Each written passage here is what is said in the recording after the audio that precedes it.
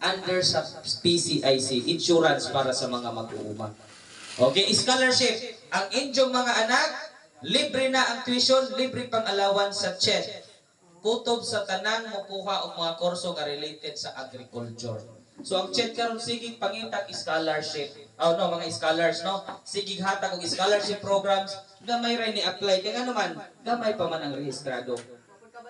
O wala man kabalong uban kay supposedly trabaho ni sa PCA pag disseminate sa information. Pero sayod ba mo? Duha na kay tuig ni dagan ang CFIDP. Karon ra mo nagabatian eh? Failure na sa part sa PCA. Kung wala kini Coco Alliance Project dili mo makaibaw ani. So mao na nga sa Coco Alliance Project gi-insert ang CFIDP aron pagpasabot sa mga lumulupyo, pagpasabot sa mga farmers nga naay mga kayuhan gikan sa gobyerno. So kinsa may nidawat sud sa duha ka tuig sa CFIDP? Ang katong mga kumpare, kumari sa mga dagkong opisyal sa PCA nga dili man gani mga mag-uuma sa lubig. Ang tinuod nga mga mag-uuma wala makadawat kay nga naman wala ma-inform. So sahay strategy ra pud na sa mga nasa ibaw. So karon naa na ang paglaom, naa na ang information. Lihok mo mga mag-uuma kay naay programa para sa inyo ha. So dili sila kabalibad kay naay programa, naay budget allocated para sa inyo ha. Okay, training. Kining atong training funded pa ni sa German. Pero kanang mga umaabot ninyo nga training pohon sa TESDA, sa ATI, Livelihood of Skills Development, adunay million nga pondo, 8%. So 8% sa 75 billion, maoy gi-allocate para sa mga training. Unsay purpose? Aron ma-upscale ang kalidad sa pagtrabaho sa mga farmers. Makakat-on sila og mga bag-o nga mga skill para makapangita sila sa trabaho or magamitan nila sa ilang tagsa-tagsa ng kinabuhi. So naay mga daghan pang moabot nga training gikan ATI, gikan TESDA. So mahibulong na lang mo magsige nagpatawag og mga participant. So ayaw ninyo kawang ang higayon, attend jud mo og training, no? Sunod, katong mga association, Coconut Farmers Organization and Development, ang mga association adunay madawat nga seed capital. No, aron makasugod mo sa inyong mga operation, association o mga kooperatiba. Okay. Sunod, hybridization. So ang PCA manghatag na og mga hybrid nga lubi. So hybrid gani ang tall variety katong mga karaan gi-cross sa mga dwarf na himong hybrid 7 years lang mubunga na. Unya kay pinili man daghan kayo very productive nga mga lubi. Uban sa mga hybrid nga lubi, abono. So magpares gyud na lubi og abono. Kada tuig yun na ang hatag suporta sa inyo ha, sa PCA. Okay, sa DOST, research component po noon siya. Unsaon pagpa-improve sa atong mga varietal sa atong mga lubi, mga variety sa atong mga lubi. Okay, ikaupat, mauna ning giingon nga adunay panghatag nga mga high value crops, saging, kakao, kape ug nangka. So karon dito sa part sa liluan, part diri sa makrohon, madlitbog sige na panghatag og mga langka. Okay, part ni siya sa ato ang community-based farm enterprise aron ma-encourage ang mga farmers nga magtanom og mga high value crops.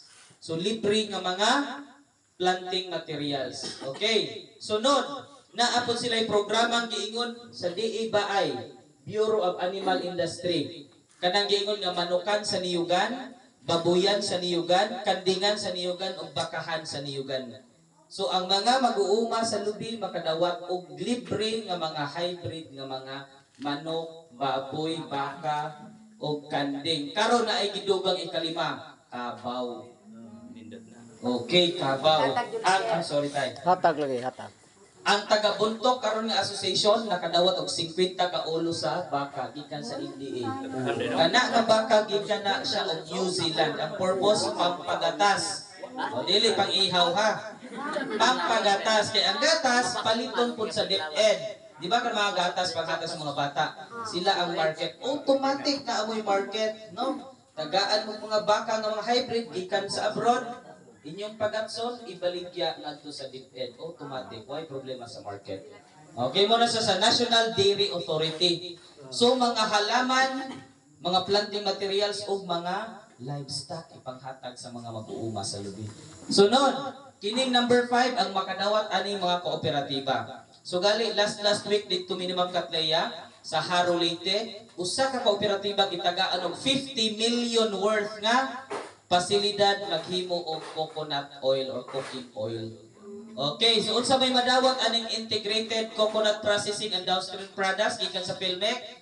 Kadto mga kooperatiba nga mag-process of virgin coconut oil, coconut sugar, tuba, suka, katong cooking oil ug nagkalain-lain nga produkto nga gikan sa lubi, by-product gikan sa lubi. So unsa may ihatag? Building, facility, machinery o initial capital. So tanan ihatag yung tanan. Pila ang worth? At least 50 million kada kooperatiba. Okay, so pasabot na adjay budget, no? Na ay budget. Ikaunom, innovative research projects gihapon. So diri mo sud ang mga sama nilang sir, mga LSA, mga learning site, no? Mga learning site for agriculture. Unja kadto mga demo farm. So kung inyong farm na ay anindot nga mga plaster sa lubi, pwede ninyo i-apply sa DOST or sa PCA as a demo farm. So naamoy daghang madawat ng mga pasilidad o initial capital. Okay, number 7. Kung kuwang mo puhunan, ayaw ka balaka. Adunay pautang karon ang Land Bank o ang Development Bank of the Philippines. Unsay requirements arang ka simple, no? Okay, simple kaayo ang mga requirements. Unja 2% per annum ra pagyod. Pila ang minimum nga pwede utangon? 1 million. Pero karon giusab na nilang guidelines kay naay mga farmers mahadlok 1 million. So ilang giusab ang guidelines at least 50,000 pwede na makautang. Pila ang interest 2% per annum ra. 2% per annum. Kanay mo 100,000 imong bayaran anak kada tuig 2,000 ra. Kanus ang kapabayron? No? Dili kadayon pabayron. Ang tawag ana grace period. Kung ang imong business plan 2 years pa siya bag mo ROI or 3 years. Mo nang giingon nga grace period. Subot pasabot 3 years isa kanila dili pabayron. Pahunaton isa kanila. Anha na kanila pabayron kung nakahunat na ka. Okay, requirements ko na sir. Requirements katurang dapat registered mo sa PCA. Ang inyong proof lang na naamoy juta or dili naamoy sinaupan. Og unja kung mga laborer mo katurang inyong ang NCFRS. Natin si sarili na naamoy juta. O ang inyong business plan or application form maura ID. So ingon ana ra kasi wa na nila lisod-lisura for the sake nga maka-utang yun or makapuhunan ang mga bisag ginagmay nga mga coconut farmers. Sir Mark, nay nung utana sir, unsa gali ko nitong buhaton para maka-apply pa sila sa NCFRS? Sige, atin ang discussion niya, ma'am. Unja DTI, ang DTI mutabang sa mga association pag-market sa ilang product, pag-develop sa ilang product, packaging, labeling, pati mga sakyanan, muhatag silang sakyanan mga kanang gamiton sa kadiwa on wheels, may una na aron gud ma-market ang ilang mga produkto. Og dadon mo sa mga trade fair, asa man, provincial trade fair, regional trade fair, national trade fair o international trade fair. So mao po nang ihatag sa DTI.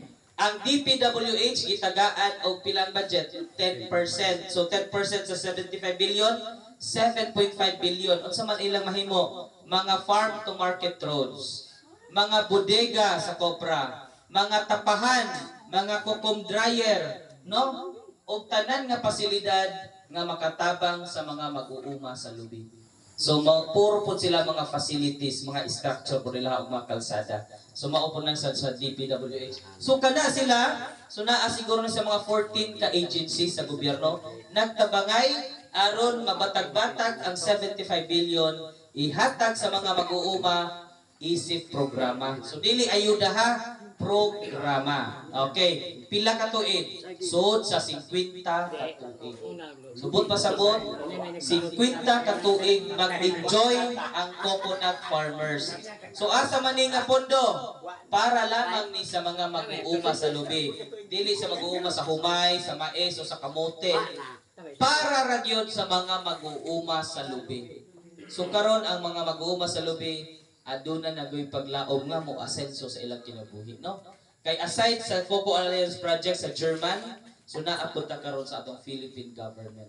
So kini nga inyong training sa among pag-iingon, panimula pa lang ni. Mao ni inyong entry ticket aron makadawat sa mga kaayuhan gikan sa atong gobyerno. So unsa may requirements dapat rehistrado mo sa PCA. Kinsa diri ang wala pa marehistro?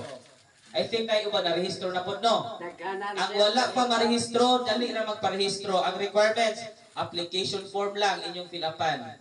Dapat ato gidato sa LGU, walay nisod karon. Ikaduha, inyong valid ID, Xerox, back to back. Ikatulo, 2x2, duha ka buok, ipapilit sa inyong application. Ikaupat, inyong proof nga tag-iya mo sa juta. O sa may mga proof, tax declaration, deed of sale, titulo, ngayon ana. Pero wala mo'y juta, nagsaopra mo, ang katurang inyong tag-iya sa juta, maghimo lang siya certification. Pag matuod nga kamo sa op nila, pirmado sa kapitan sa barangay. Barangay certification naman na sila format ana. Pero kung laborer mo, kay gi-appeal pod sa pangpangrehistro ang mga laborer. Katong ultimo lang nga para sa kaglubi, para bunot, para alsa. Basta tanan nga nagkapot og lubi, nagtrabaho sa lubihan, gi-appeal pod, no? Para wala joy mabiyaan. Unsa ilang requirements? Katurang certification na po sa tag-iya nga nagmatuod nga siya trabahante diha niya pirmahan sa kapitan. Wala na daghan nga mga requirements. Okay. So tanan karga, no? Matrabahante man, masaop man o matag-iya man sa yuta. Sa among family, kay usara man namon titulo, gitabangan na namo kay kinsa may pwede og parehistro, asawa, anak og asawa, bana og mga anak 18 pataas. No? So ang usa ka titulo within the family pwede na gamit-gamiton sa tanan. Okay. So, mao kini ang mga programa nga makapagawas sa mga mag-uuma sa lubi gikan sa kalisod. No? So naa na moy paglaom, naa na moy inyong asahan nga mga serbisyo gikan sa atong gobyerno under sa CFIDP or RA 11524. So karon tungod sa RA 11524, so mo ni PCA, PhilHealth, CHED, PCIC, ATI, TESDA, CDA,